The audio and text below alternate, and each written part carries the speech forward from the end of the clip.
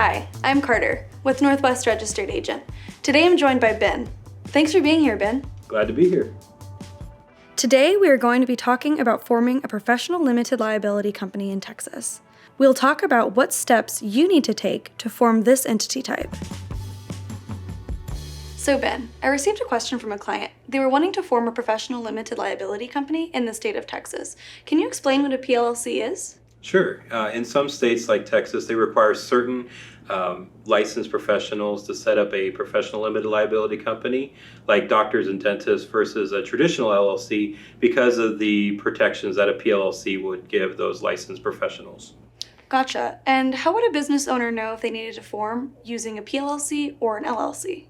Well, the state of Texas actually makes this easy for business owners to see if they need to set up one or if they're required to. There's a special chart on the Secretary of State's website where they can look up and see if their licensed professions are required to do the PLLC or whether they have the choice between normal or professional. Got it.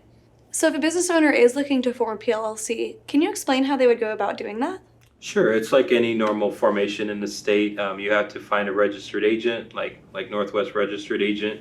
You have to get a tax ID number or an EIN number and pay the state fees to form it. The only difference is that there's a special formation form called a 206 form, and you have to file it in duplicate. And also with a professional limited liability company, you have to have PLLC somewhere in the name or professional limited liability company when naming the company. Got it. Okay. Thanks. Yeah. So today we learned that certain businesses that render professional services must form a PLLC instead of an LLC. We also learned that the Texas Secretary of State has a chart that details which professional services fall under PLLCs. Finally, we learned that if you're forming a PLLC in Texas, you will need to use Form 206 and include PLLC in your business name. Well, thank you for coming out and answering all of our questions, Ben. Sure, no problem.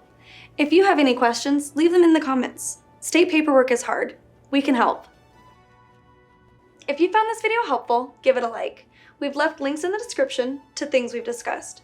We've also picked out 2 other videos you might find useful. You'll need tools to build something big. Subscribe now.